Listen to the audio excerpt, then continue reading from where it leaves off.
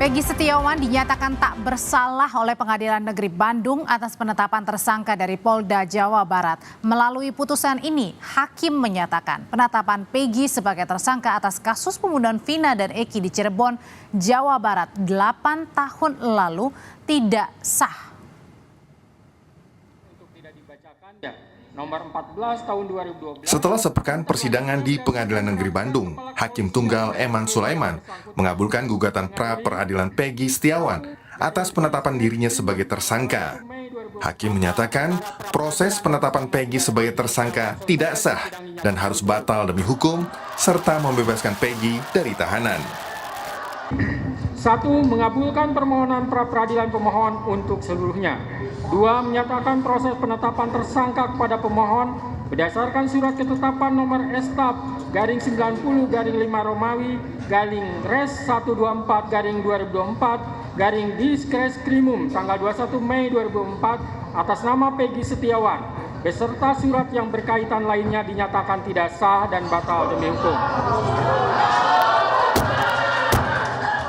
Menetapkan surat ketetapan tersangka nomor S/90/5 Romawi /Res 124/2024 tanggal 21 Mei 2004 batal demi hukum.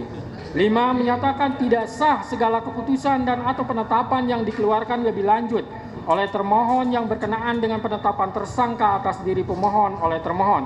6. Memerintahkan kepada termohon untuk menghentikan penyidikan terhadap perintah penyidikan kepada pemohon. 7. Memerintahkan kepada termohon untuk melepaskan pemohon dari tahanan. Sesaat hakim mengabulkan gugatan pra-peradilan, keluarga Peggy Setiawan tak kuasa menahan tangis. Ameliana, adik Peggy, mengaku senang akhirnya bisa berkumpul kembali dengan sang kakak. Sementara menurut Kartini, ibunda Peggy, putusan ini membuktikan Peggy tidak bersalah, apalagi terlibat pembunuhan.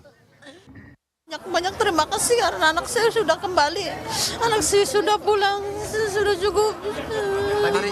Kasihan Peggy di sana, sudah terlalu menderita, tidak pernah melakukan kesalahan. Anak saya telah di penjara. Sementara itu, putusan Hakim Pengadilan Negeri Bandung juga direspon keluarga mendiang Vina. Sukaisi, ibunda mendiang Vina, mengaku menghormati putusan hakim jika Peggy akhirnya dibebaskan dari status tersangka. Terkait siapa pelaku pembunuhan Vina dan Eki, Sukaisi mendesak polisi segera menangkap 3 orang yang dinyatakan DPO. Nanti serahin sama pacar aja, intinya sama itu aja, polisian. Harapan kedepannya buat? Ya, harapannya ibu sih ya mau mencari yang 3 DPO itu. Oh, yang 3 DPO? Iya, yang pelaku yang sebenarnya. Sebelumnya, Polda Jawa Barat menyebut Peggy Setiawan alias Perong merupakan otak pembunuhan Vina dan Eki di Cirebon, Jawa Barat 8 tahun silam. Menurut Dirkrim Polda Jawa Barat Kombes Surawan, hal itu berdasarkan pemeriksaan saksi dan bukti usai melakukan aksinya di Cirebon saat itu. Saksi sudah kita dapatkan semua terkait keterlibatan PS sebagai otak daripada peristiwa ini. Jadi kita tidak memperhatikan lagi terhadap keterangan PS. Yang penting kita sudah mengumpulkan saksi-saksi kunci dan keterangannya sudah kita minta dari para saksi. Itu kira-kira. Pasca proses penetapan Peggy sebagai tersangka dinyatakan tidak sah dan harus batal demi hukum, serta membebaskan Peggy dari tahanan, Polda Jawa Barat menyebut mematuhi dan menghormati putusan hakim. Lantas, siapa pembunuh Vina dan Eki sebenarnya? Tim Liputan Kompas TV. Saudara, setelah sepekan persidangan di Pengadilan Negeri Bandung, Hakim Tunggal Eman Sulaiman menyatakan proses penetapan Peggy sebagai tersangka tidak sah dan harus batal demi hukum, serta membebaskan Peggy dari tahanan. Putusan ini membuat narasi polisi yang menyebut Peggy sebagai otak atau dalang pembunuhan ini patah dan akan berdampak pada nasib terpidana lainnya. Lalu pertanyaan besar, siapa sebenarnya pembunuh Vina dan Eki? Kita bahas malam hari ini bersama pakar psikologi forensik Reza Indragiri Amriel. Pak Reza, selamat malam. Selamat malam. Pak Reza, jadi Hakim Tunggal Eman Sulaiman ini menyatakan Peggy bebas. tidak bersalah, harus dibebaskan. Nah, sebenarnya berarti Peggy bebas ini karena memang hakim tunggal ini melihat bahwa tidak ada bukti, tidak ada saksi selama persidangan pra-peradilan yang menguatkan bahwa Peggy sudah sah ditetapkan sebagai tersangka dan benar ini merupakan pembunuh Vina. Mari kita samakan persepsi bahwa sidang pra-peradilan tidak berujung pada kesimpulan apakah PS itu bersalah atau tidak bersalah, bukan. Sidang pra-peradilan ini sebatas untuk menguji, men-challenge, menantang pihak kepolisian untuk meyakinkan hakim bahwa penetapan PS sebagai tersangka itu sah atau tidak sah. Jadi bukan pada bukti-bukti material dan seterusnya yang baru akan diangkat pada sidang pokok perkara, kalau ada sidang pokok perkara. Nah, hari ini apa boleh buat, karena Polda Jabar sudah membingkai peristiwa Cirebon sebagai pembunuhan berencana, dan Peggy Setiawan sempat disebut sebagai orang yang mengotakinya, maka putusan sidang pra-peradilan hari ini mematahkan narasi tersebut. Karena akhirnya kita tidak menemukan sebuah titik simpulan bahwa PS betul-betul orang yang secara sah ditetapkan sebagai tersangka pembunuhan berencana, bahkan ruda paksa. Karena PS tidak dikunci sedemikian rupa, maka nasib ke-8 orang yang ada di dalam penjara itu apa? Apakah mereka kaki tangan PS atau seperti apa? Nah, ini pertanyaan susulan yang semestinya bisa menggulirkan mekanisme hukum luar biasa berupa PK. Sebelum kita bertanya kepada sebenarnya nih para terpidana jangan-jangan benar-benar salah atau gimana nih? Nah, tapi yang pertanyaan besarnya kalau gitu yang sekarang, kalau gitu siapa dong pembunuh Vina dan Eki? Itulah alasan mengapa saya sejak awal merekomendasikan agar Polda Jabar tidak mencari-cari DPO, tapi justru berfokus pada melakukan eksaminasi terkait dengan review kerja-kerja saintifik di tahun 2016. Pandangan saya ini ternyata segendang skenario dengan testimoni yang disampaikan oleh Kapolri lewat Wakapolri bahwa kerja penegakan hukum pada tahun 2016 atas kasus Cirebon tidak sungguh-sungguh berdisiplin dengan kaidah saintifik. Harapan saya kalau eksaminasi itu dilakukan ke titik hulu, mudah-mudahan akan membantu pihak Polda Jabar, mungkin Mabes Polri, untuk menemukan siapa gerangan pihak yang sudah melakukan tindakan sedemikian kejam terhadap kedua korban. Tapi masalahnya waktu itu pernyataan dari Kapolri yang disampaikan oleh Wakapolri kan setelah penetapan Peggy ya pada waktu itu ya, untuk mengingatkan lagi ya. Betul, terkait dengan pengungkapan kasus pada tahun 2016. Nah, putusan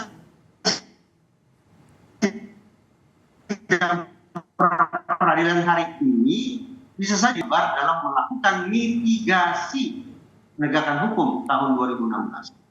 Penegakan hukum tahun 2016 yang penuh dengan tanda tanya itu, yang bahkan Kapolri akui dangkal terkait kerja saintifik itu, ternyata hari ini seolah-olah diperberat situasinya, sebagaimana yang kemudian kita bisa tafsirkan dari putusan sidang pra-peradilan. Nah, kalau gitu pertanyaan selanjutnya Pak Reza, gimana caranya mencari buktinya, mencari pelakunya? Karena kan pelakunya Peggy ini kemudian saat ini kita sudah tahu putusannya seperti apa, dibebaskan dia. Nah, kalau gitu berarti mulai dari mana lagi nih? Bukti mana lagi? Sebelum mencari siapa pelaku yang sesungguhnya, pertanyaan yang lebih mendasar adalah apakah benar 8 orang terpidana itu adalah pelakunya? Itu pertanyaan yang paling mendasar yang justru lebih penting untuk dijawab terlebih dahulu agar kemudian tidak terkesan kita sudah memenjarakan orang yang tidak bersalah. Nah, untuk menjawab pertanyaan ini, yaitu benarkah 8 orang itu sungguh-sungguh merupakan pelaku, maka kembali kerja saintifik. Bicara tentang kerja saintifik, sejauh ini kita sebatas menyoroti tentang CCTV yang tidak dibuka, sperma yang tidak dilakukan uji DNA, serta hasil otopsi yang juga penuh dengan sorotan masyarakat. Sesungguhnya menurut saya, firasat saya mengatakan ada satu alat bukti lagi yang patut untuk diungkap. Apa itu? Yaitu mari kita berangkat dari asumsi. Karena ini dibingkai sebagai kasus pembunuhan berencana, maka antar pihak, antar pelaku pasti ada komunikasi terlebih dahulu. Karena perencanaan itu ya. bukanlah HP mereka. Siapa, dengan siapa, terkait apa, jam berapa, itu yang perlu dijawab kalau HP mereka bisa dibuka. Demikian pula, mari kita berikan sorotan terhadap almarhumah Vina dan almarhum Eki yang saya bayangkan sebagai sosok remaja yang sehat, yang aktif, yang bersosialisasi dengan baik. Dengan potret sedemikian rupa, saya bayangkan mereka juga pasti melakukan komunikasi pada malam hari itu. Ambil handphone mereka, lakukan imaging untuk mendapatkan informasi atau data serinci. Tapi masalahnya ini 8 tahun yang lalu, gimana caranya untuk melihat lagi datanya? Apalagi para terpidana juga sudah masuk penjara kan Pak? Firasat saya mengatakan boleh jadi Polda Jabar sudah melakukan penyedotan data dari handphone para pihak.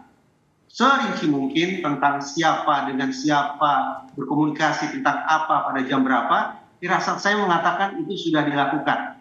Nah, tinggal dicari di mana kira-kira soft copy dan juga barangkali hard copy tentang penyedotan data dari handphone seluruh pihak tersebut. Dengan kata lain, bukti elektronik yang sudah dibedah secara forensik itulah yang sungguh-sungguh saya pribadi sangat nantikan. Firasat saya juga mengatakan kalau bukti komunikasi elektronik itu dibuka secara rinci, tidak tertutup kemungkinan simpulan tentang kasus Cirebon akan berbalik 180 derajat. Dan kalau misalnya untuk sekarang nih, tadi kan kita juga nggak tahu nih jangan-jangan terpidana yang sudah masuk penjara ataupun sudah bebas ini jangan-jangan juga tidak bersalah. Nah ini bagaimana kalau gitu Pak Reza? Bisa katakan berulang kali, tidak usah memfokuskan diri pada mencari-cari DPO. Tidak usah memforsir diri terlalu banyak menghabiskan waktu dan stamina untuk mencari keterangan. Tapi lakukan pengecekan ulang kembali terhadap kerja saintifik, bukti-bukti saintifik. Itulah yang semestinya diandalkan untuk mengungkap kasus Cirebon. Bahkan saya berpandangan, kalaulah sekiranya Polri atau Polda Jabar mau melakukan eksaminasi ke titik hulu seperti yang saya katakan tadi, lalu disimpulkan bahwa kerja saintifik pada tahun 2016 tidaklah optimal, bahkan mungkin ditemukan adanya bukti-bukti saintifik baru, justru Polda Jabar atau Polri lah yang membawa alat bukti ini untuk menggerakkan peninjauan kembali. Lazimnya peninjauan kembali merupakan langkah hukum luar biasa yang dilakukan oleh terpidana. Tapi kalau ternyata dalam kasus ini peninjauan kembali digerakkan oleh alat bukti yang ditemukan oleh Polri sendiri terkait kerja saintifik mereka pada tahun 2016, saya akan anggap itu sebagai sebuah kebesaran jiwa, kerendahan hati yang amat sangat istimewa dari Korps Tribrata. Nah kalau misalnya butuh juga nggak untuk mencari sebenarnya lebih detail lagi atau mungkin lebih lebih pelan-pelan lagi sebenarnya dimaksud Peggy Peron ini siapa? Bisa nggak dari situ juga Pak? Pertanyaan itu tidak salah. Tapi pertanyaan itu akan kembali pada fokus mencari-cari DPO. Oh, oke, Dan balik lagi. Saya pribadi tidak menganggap bahwa mencari-cari DPO merupakan agenda yang harus diprioritaskan. Jadi harusnya yang tadi dikupas atau dibuka lagi adalah pembicaraan ya yang terjadi 8 tahun lalu. Berbicara seluruh bukti saintifik. Bukti saintifik. CCTV, uji sperma, kemudian hasil otopsi, plus yang baru sekarang kita angkat bersama-sama, yaitu tentang bukti komunikasi elektronik para pihak pada malam itu. Siapa dengan siapa, tentang apa, jam berapa, itu yang perlu kita buka. Dan buka para pihak itu atau membuka menguji untuk siapa berkomunikasi apa, berbicara apa, itu adalah yang terpidana saat ini berada di penjara. Itu dulu mulainya. Betul. Kalau memang para terpidana itu disebut sebagai terpidana pembunuhan berencana, pasti mereka melakukan komunikasi pada malam itu. Apalagi benar demikian. Demikian pula dengan almarhumah Vina dan almarhum Eki. Remaja sehat, remaja yang aktif bersosialisasi, pasti melakukan komunikasi malam itu. Silakan cek masing-masing. Siapa dengan siapa, tentang apa, jam berapa. Buka semua. Oke, dan apakah juga perlu juga penyidik Polda Jawa Barat akhirnya dari teman-teman Mabes ini turun tangan begitu? Ada pilihan eksaminasi. Pertama, eksaminasi dependent examination, yaitu eksaminasi yang dilakukan oleh Polri sendiri. Mungkin Mabes Polri membentuk sebuah tim untuk melakukan eksaminasi. Ada juga interdependent examination, Polri bersama alat-alat negara lainnya, mungkin dengan LPSK, dengan Komnas HAM, dan seterusnya. Atau ada juga yang independent examination, yaitu representasi masyarakat, bukan alat-alat negara yang melakukan eksaminasi itu. Bagi saya yang terbaik adalah format hybrid, mengkombinasikan seluruh stakeholders. Ada representasi otoritas penegakan hukum bersanding dengan representasi masyarakat, melakukan eksaminasi bersama-sama. Oke, eksaminasi sarannya tadi dari Pak Reza Indragiri, dan juga yang terpenting adalah membuka kembali ya isi percakapan di antara para terpidana, berbicara apa, siapa berbuat apa, dan bagaimana di dalam terjadi pada peristiwa pembunuhan Vina dan Eki. Komunikasi kedua korban juga perlu dibuka. Dan sejumlah korban. Oke, baik, terima kasih Pak Reza untuk pandangannya, karena masih tanda tanya yang saat ini ditanya oleh publik dan tentunya keluarga Vina adalah siapa sebenarnya pembunuh Vina dan juga Eki. Terima kasih Pak Reza. Terima kasih.